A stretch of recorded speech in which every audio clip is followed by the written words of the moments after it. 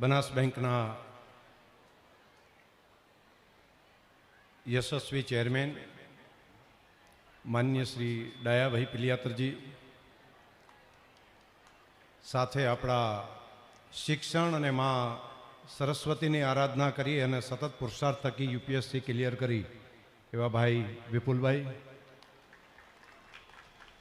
આપણી સંસ્થાના સન્માન્ય પ્રમુખશ્રી, મંત્રીશ્રી, માન્ય ભવનભાઈ અને હરજીભાઈ અને એમની સમગ્ર ટીમ, ચેરમેન સાહેબ, બાબુભાઈ, બધા દાતાશ્રીઓ, અહીંયા બીજા ચેરમેનશ્રીઓ, ગણેશભાઈ, ભગત, બધાના નામ લેવા એવા છે, બધા વડીલો, આગેવાનો અને સમગ્ર પંથકમાંથી ઉપસ્થિત વાલા ભાઈઓ, બહેનો, આજના સમૂહ લગ્ન પ્રસંગે પ્રભુતામાં પગલાં પાડતા તમામ નવ દંપતીને હૃદયપૂર્વકના ખૂબ ખૂબ શુભ આશીષ પાઠવું છું. માં અર્બુદાને પ્રાર્થના કરું કે એમના જીવનની અંદર તમામ પ્રકારના સુખ આપજે, પ્રગતિ આપજે અને કોઈ પણ પ્રકારની ખામી ન રહે. એમના સુખમાં, એમના સદવિચારોમાં એવી જ્ઞાન આપજે, એવી બુદ્ધિ આપજે, એવી પણ માતાજીને પ્રાર્થના કરું છું. આયોજક મિત્રોને સમૂહ લગ્ન માટેની પૂરી ટીમ, સમૂહ લગ્ન સમિતિ અને એમના સમગ્ર ટીમ, એમને હું હૃદયથી ખૂબ ખૂબ અભિનંદન આપું છું. આ પુરુષાર્થ માટે એમને અભિનંદન આપું છું. ને મારું આ ભાષણ પૂરું થાય એટલે સમિતિને સન્માનવાનું પણ રાખ્યું છે ને કાર્યક્રમ, તો એક વખત એમનો સન્માનનો કાર્યક્રમ પણ બધાની હાજરીમાં આપણે કરીએ, કેમ કે આ કામે બહુ અઘરું હોય છે, બહુ મહેનત કરતા હોય છે બધા. તો એમને પણ, પૂરી ટીમને પણ હૃદયથી ખૂબ ખૂબ અભિનંદન. કોઈ પણ કામને સતત 12 વર્ષ સુધી કોઈ કરે તો એ તપ ભક્તિ બનતું હોય છે. સતત 12 વર્ષ સુધી કોઈ પણ કર્મ સાતત્યપૂર્ણ રીતે નિસ્વાર્થ ભાવે કરો તો એ ભક્તિ બનતું હોય છે. અને આપણે 12 વર્ષના 2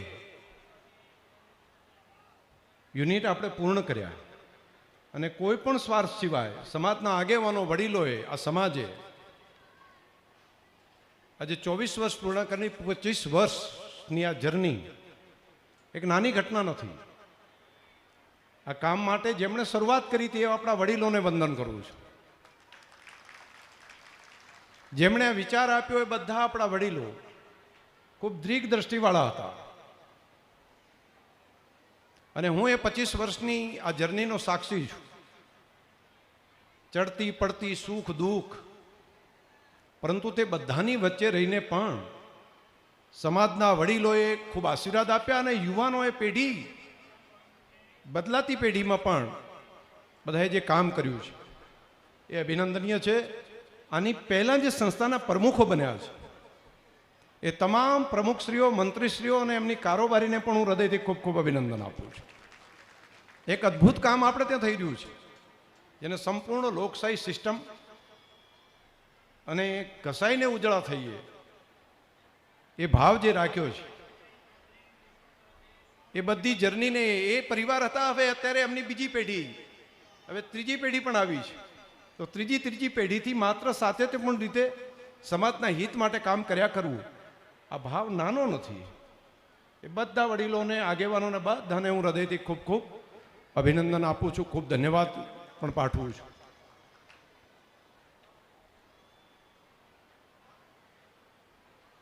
સમૂહ લગ્નની પરંપરા ચાલુ કરી ત્યારે બધા કહેતા હતા કે થશે કેમ, કેટલા વર્ષ, 2 વર્ષ, 5 વર્ષ, પરંતુ મન બધાના એક હોય તો આવા ઇતિહાસ પણ બની શકે છે. અને સાતત્યપૂર્ણ રીતે 25 વર્ષથી આ કામને ચલાવવાનું કામ, ને દાતાશ્રીઓ પણ જુઓ ને, દર વર્ષે આ વખતે તો એવું છે, મને બધા વડીલો, આગેવાનો બધા મળવા આવ્યા હતા, સમાજના બધા વડીલો ત્યાં ગાંધીનગર કંકોત્રી આપવા માટે. અને આખી ટીમે ભેગા થઈને કીધું કે આ વખતે તો અમે આવતા વર્ષના દાતા માટે બધાનો ખૂબ ઉત્સાહ છે. પછી રામજીભાઈ હતા માટલાથી, અહીંયા બેઠા છે, એમણે કીધું કે જો સમાજની બધાની લાગણી હોય તો મારે બધો ખર્ચો એકલાને મારે કરવો છે. અને એટલે કેવડું મોટું મન હોય અને કેવી એમણે ચર્ચા કરી. એટલે પછી બધા વડીલોએ, આગેવાનોએ એવું કીધું કે તમે ખર્ચો કરવાનું તમે એકલા કહો, પણ આ તો આખા સમાજનું સમૂહ લગ્ન છે ને, તો બધા થોડું થોડું આપીને કરો. અને તમે ખૂબ દાન આપ્યું છે, તમારા પરિવારે પણ ઘણું આપ્યું છે, ભગવાનભાઈના નામે પણ ખૂબ દાન આપ્યું છે, ગણેશભાઈએ પણ આપ્યું છે, તો બીજું કંઈક કામ કરજો. તો એમણે કીધું કે સારું, બીજું હોય તો કહેજો એમ. આ ભાવ જાગવો કંઈ નાની બાબત નથી, ખૂબ સરસ છે. આવા બધા દાતાશ્રીઓને હૃદયથી ખૂબ ખૂબ અભિનંદન અને ધન્યવાદ આપણે બધા પાઠવીએ. ખૂબ જ્ઞાનની સદી છે, અને આ જ્ઞાનની સદીમાં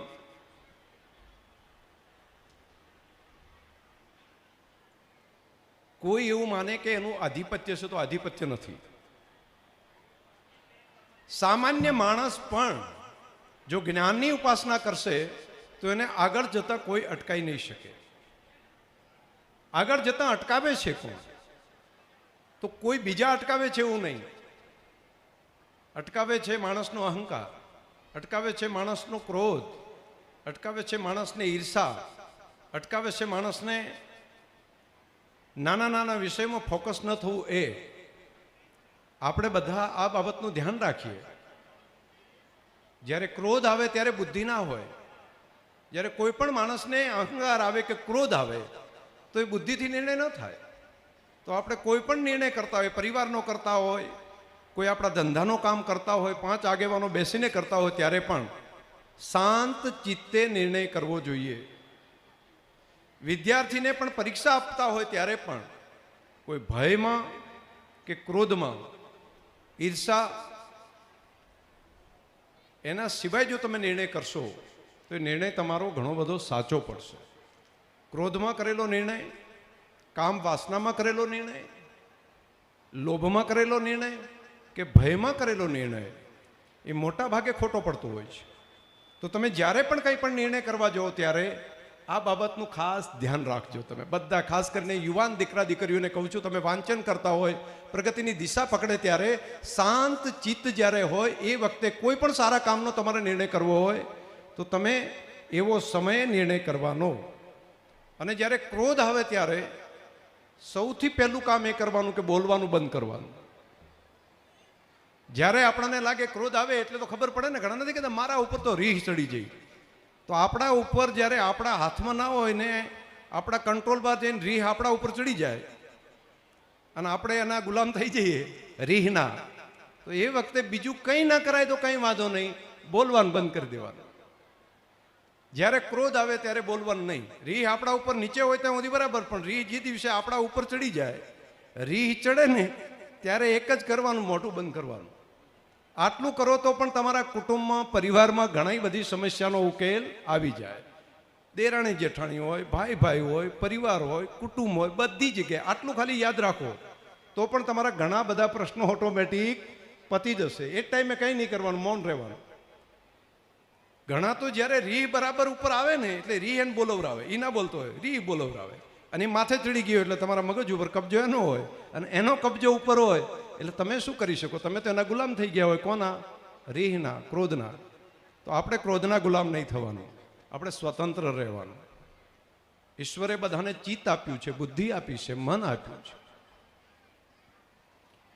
ત્રીજી બાબત, જીવનમાં જેટલું થાય એટલા સત્કાર્યો માટેનો વિચાર કરો.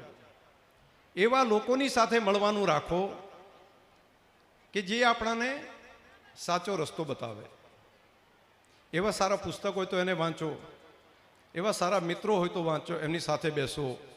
કેટલાક લોકો માત્ર નેગેટિવ વાત તમને કર્યા કરે ને, એનાથી આપણે કંઈ ના થાય તેનો સંપર્ક કાપી નાખો.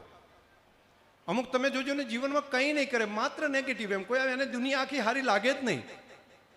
બધું કમ્પ્લીટ કર્યું હોય, જમવાનું બધું, તો કે એ થોડી સાસ કાઢી ઓછી હતી, બધું એમ કે શીરો બરાબર હતો, બધું આવું હતું, આવું એને ખાંચા જ દેખાય, એને સારું લાગે જ નહીં. એવા સ્વભાવ બનેલા હોય તો એમાં બીજું કંઈ નહીં, તો એની સાથે સંપર્ક ઓછો રાખવાનો, ટાઈમ ઓછો આપવાનો. આપણે જે પોઝિટિવ માણસ હોય, જેની પાસેથી ઉર્જા મળતી હોય, જેની પાસેથી આપણને નવી શક્તિ મળતી હોય, એવા લોકોનો સંપર્ક સારો રાખવાથી આપણી ઉર્જા વધે. બહેનોને ખાસ કરીને મારે કહેવું છે, દીકરીઓને ભણાવવા માટે પણ પૂરતી મહેનત કરો. બધા દીકરા અને દીકરી બેને સમાન શિક્ષણ આપવા માટેની મહેનત કરો. હવેની સદી આખી બદલાઈ ગઈ છે.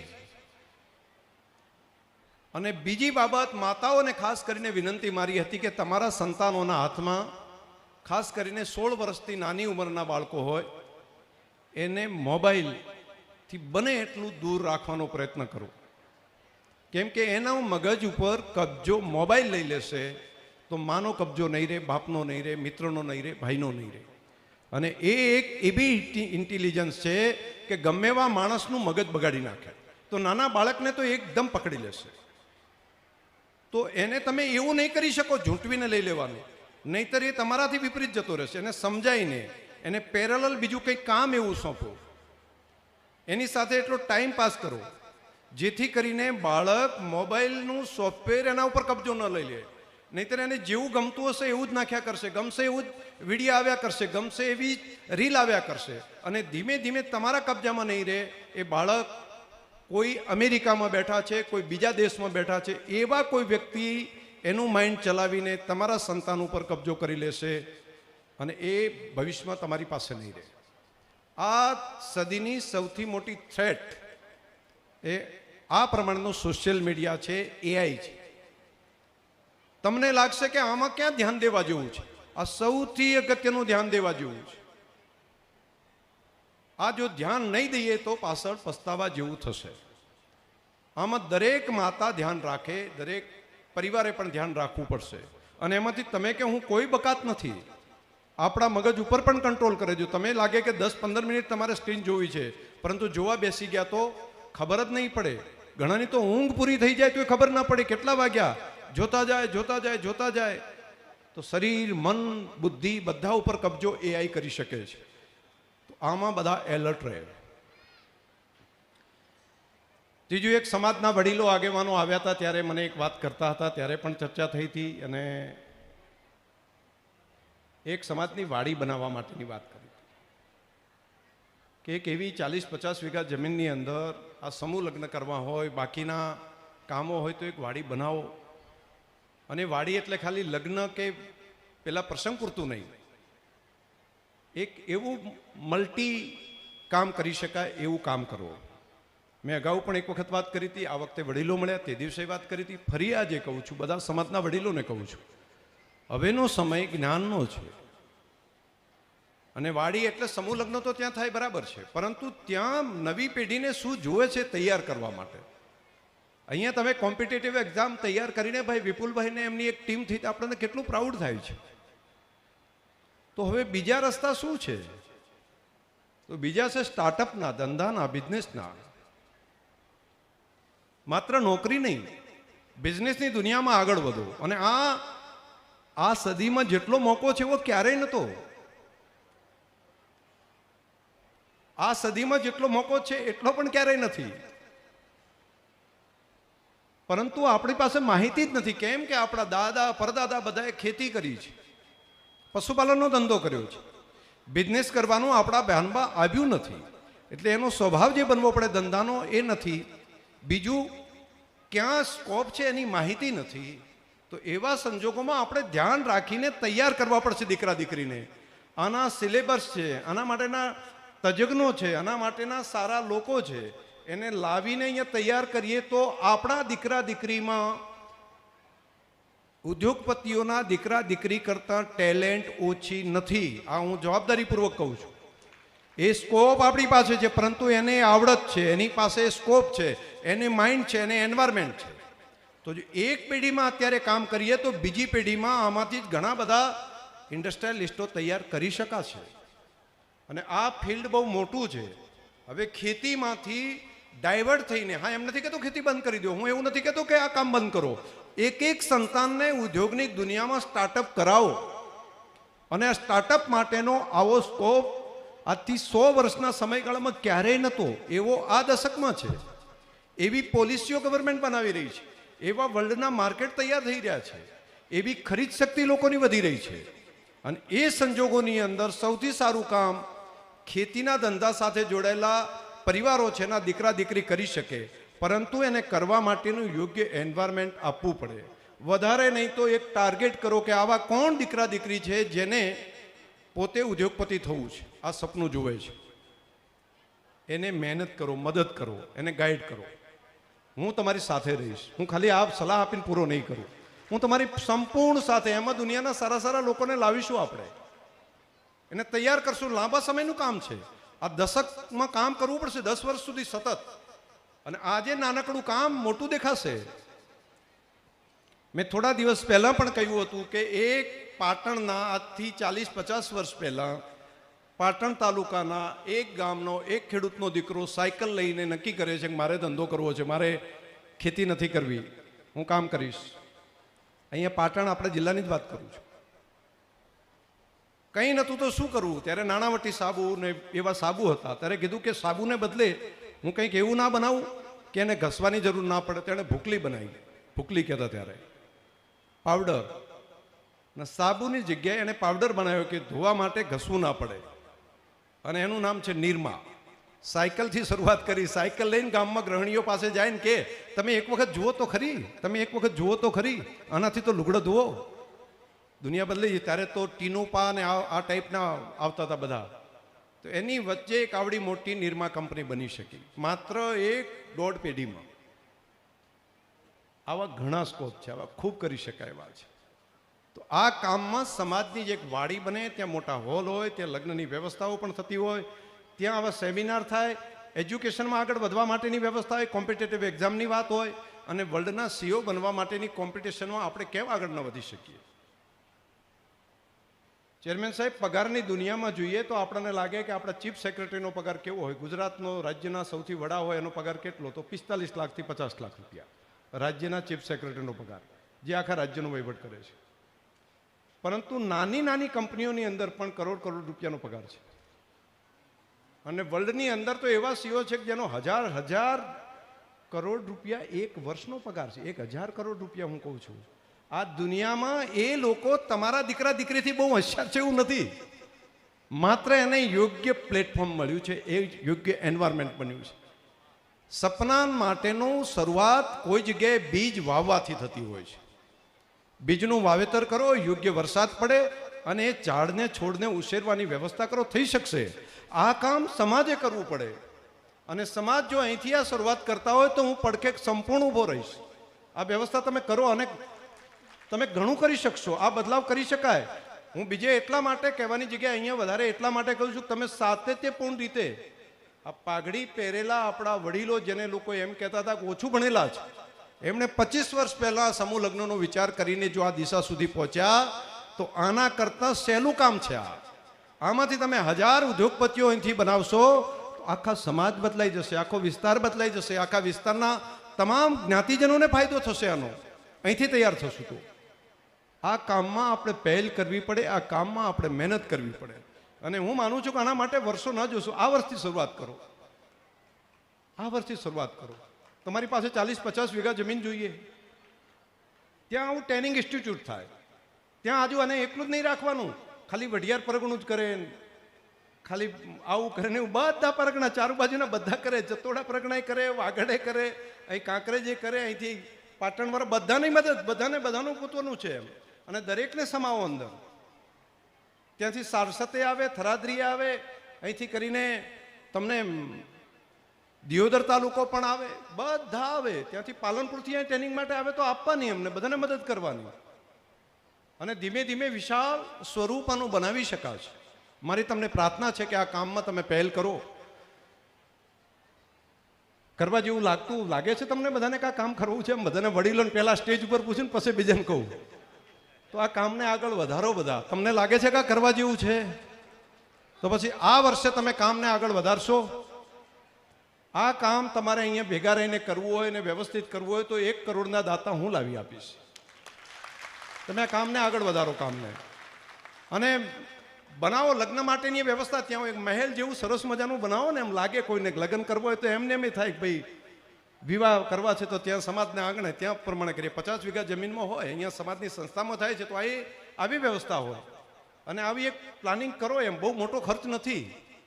આ વ્યવસ્થા થઈ શકે એવું છે. ન થાય હોય તો ખાલી સપનું હું ન બતાવું. મેં જોયા પછી, સમજ્યા પછી કરું છું. તમે કેપેબલ છો.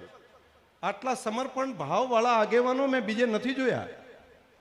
આ નાની ઘટના નથી. 3 પેઢીથી હું જોઈ રહ્યો છું, કામ કરે છે બધા. અને કોઈ સ્વાર્થ વગર ટીએડીએ નથી લેતા, ગાડી સંસ્થાની નથી વાપરતા, અને દર 2 વર્ષે બદલાય છે, અને છતાંય જે કામ કરે છે બધાને યોગદાન આપે છે બધા. તો આવી વ્યવસ્થા બનેલી હોય તો આમાં સફળતા મળવાની પૂરી શક્યતા હું જોઈ રહ્યો છું. એક આપણું સેન્ટર બની રહ્યું છે ગાંધીનગરમાં, એનાથી પછી આગળ કંઈ જવું હશે તો ત્યાં અર્બુદા ધામ ત્યાં બની રહ્યું છે આપણું ગાંધીનગરમાં, એમની પણ મદદ લઈશું, બધાને સાથે જોડશું. પરંતુ એક કામ અહીંયા શરૂઆત કરી શકાય એવું મને દેખાય છે, અને આ વર્ષે જ મને લાગે છે કે આગેવાનો બધા બેસીને આ કામને આગળ વધારો. હજુ આમાં ઘણું છે, હું બધું નથી કહેતો તમને, અનેક સ્કોપ છે, અનેક સ્કોપ છે. યાદ કરશે આવતાની પેઢીઓ, એટલા માટે પણ આ કામને આગળ વધારો. લગ્ન માટે પણ 3 કે 4 દિવસ જ નક્કી કરો ને, સમૂહ લગ્નમાં બધા ના આવે તો આવું ના થઈ શકે. 2, 3, 4 એવા દિવસો નક્કી કરી નાખો કે આ દિવસોમાં જ લગ્ન બધાના થાય. તો અહીંથી અડમાલો ઉપડ્યો આના ઘરે, નાનો ઉપડ્યો આના ઘરે, એની જગ્યાએ હોના ઘરે ના થાય લગ્ન. લગ્નના ખર્ચામાં પણ શિક્ષણમાં જે ખર્ચ કરો એના 10મા ભાગનો ખર્ચો લગ્નમાં કરાય. આપણે ઉલટું કરીએ છીએ.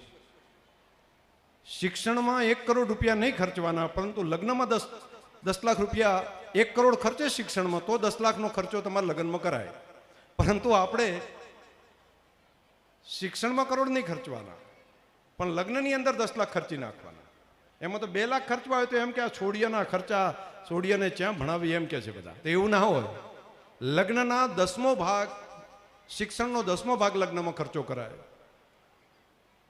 મારી સાથે એક દીકરો છે ભાઈ, ત્યાં ભણેલો છે ખૂબ, અને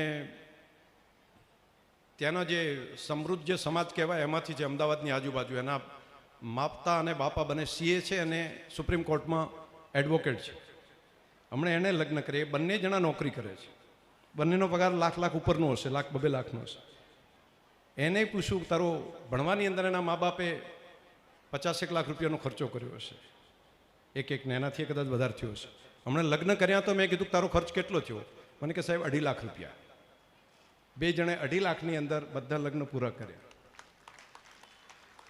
અને એ લોકો ઉદ્યોગપતિઓ છે, એ લોકો રૂલ કરે છે. આવું જે કામ કરે ને એવા લોકો આગળ વધે. આપણે વગર કારણ એને પાછા હવે તો સામૂહિક નિમંત્રણ આલે છે. સત્યનારાયણ ભગવાનની કથા હોય ને જે પ્રમાણે નિમંત્રણ આપે ને એટલી પત્રિકાઓ મોકલી આપે છે બધાને.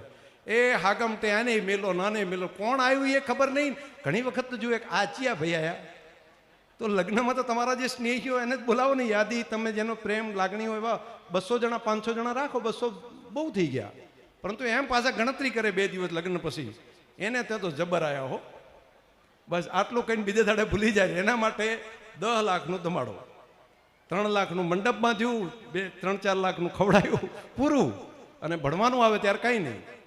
મારી તમને પ્રાર્થના છે આ બાબતમાં પણ આપણે સમાજે ભેગા થઈને આ સુધારો હવે તો કરવો જ પડે.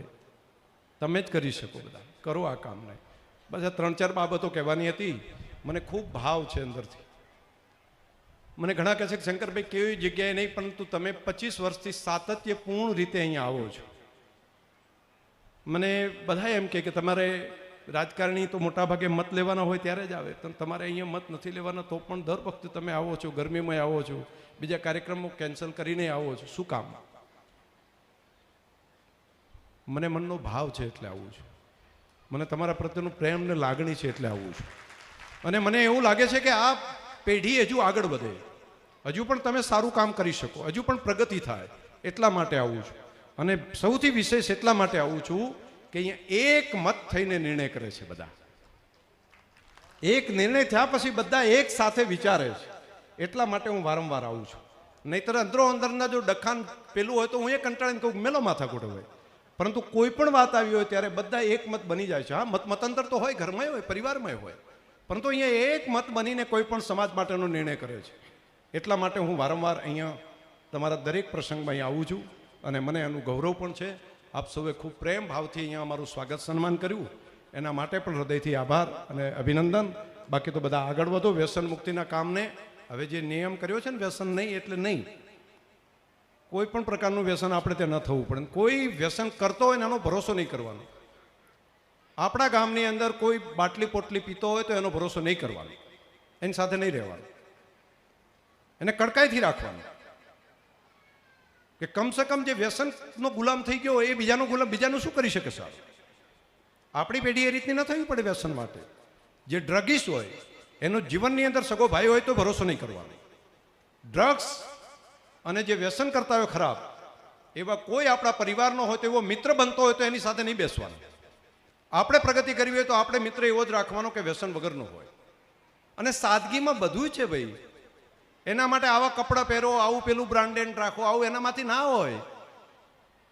તમારું વ્યક્તિત્વ એની રીતે ડેવલપ એવું કરો કે કપડાથી તમારી ઓળખ ન થાય, મોટી મોટી ઘડિયાળથી ઓળખ ન થાય, સહજતાથી થાય. મને પણ ઘણા કહે છે, શંકરભાઈ આ 500 રૂપિયાનો ખાલી જબ્બો કેમ પહેરો તમે? મેં કીધું 500 નો જબ્બા મને તો કઈ તકલીફ નથી પડતી. આ ઘડિયાળ છે તો 700-800 ની ઘડિયાળ કેમ રાખો છો આવા પટ્ટાની? કેમ બાકીના બધા 5000ની 10,000ની રાખી કેમ નથી પહેરતા? મેં કીધું આમાંય મને કંઈ તકલીફ પડતી નથી. હું આ તમને એટલા માટે કહું છું કે સાદગી જીવનનો મંત્ર બનાવો. એના માટે એવું ના હોય કે તમે આવું બધું કરીને તમે ખર્ચી નાખો, વેપાર પેલું કરી નાખો. બ્રાન્ડેડ દુનિયા અમેરિકામાં બેઠા બેઠા તમારા ઉપર કબજો કરે છે. અહીંનું શર્ટ 1000 રૂપિયાનું ભારતમાંથી તૈયાર થયેલું આપણા ખેડૂતનું અમેરિકા જાય, અમેરિકા આંટો મારી એક કંપનીનો સિક્કો મારીને આવે એટલે એમ કે 25,000નું આ બ્રાન્ડેડ છે. અને 25,000 રૂપિયા 1000ની જગ્યાએ 24,000 કોને આપવાના? અમેરિકાના લોકોને. એ આપણા જેવા ડેવલપ થતા દેશના લોકો 24,000 રૂપિયા ખાલી ત્યાંનો સિક્કો મરાઈને આવે એના માટે આપી દઈએ. એ પહેરવાનું પાછું કે અમે તો બ્રાન્ડેડ પહેરીએ. તો આ બ્રાન્ડેડની પાછળ નહીં પડવાનું. સાદગી જીવનનો મંત્ર બનાવો. લિવિંગ સિમ્પલ, થિંકિંગ હાઈ રાખો, વિચારો ખૂબ ઊંચા રાખો અને જીવન બિલકુલ સરળ રાખો. કોઈ પ્રગતિ કરવામાં તમને નહીં અટકાવી શકે. ફરી આપ સૌને હૃદયથી ખૂબ ખૂબ શુભકામનાઓ. વંદન.